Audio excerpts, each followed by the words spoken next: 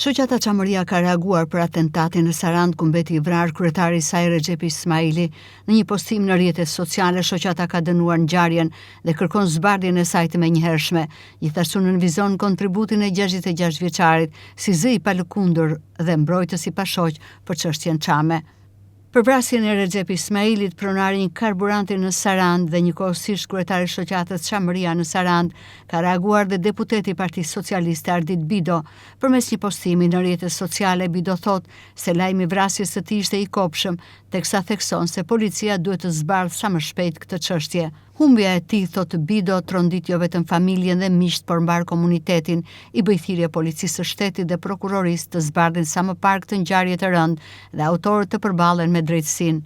Edhe deputetja e Partisë Demokratike Ina Zhupa është shprehur e tronditur për vrasjen e Ismail Recepit, ndërsa thot se Partia Demokratike humbi një drejtues të strukturave të saj, një kontributor të palodhur dhe një bashkëpunëtor të vyer.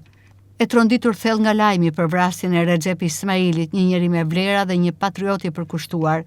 Partia Demokratike humbi një drejtues të strukturave të saj, një kontributor të palodhur dhe një bashkëpunëtor të vyer.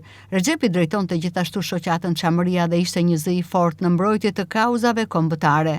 Kjo ngjarje e rënd ka sjellë dhimbje dhe tronditjet e të gjithë ne që e njohim. Pres që institucionet ligjzbatuese, policia e shtetit dhe prokuroria të veprojnë me përgjegjësi të plotë për zbardhjen sa më shpejt të kësaj vrasje dhe vendosjen e autorëve përpara drejtësisë.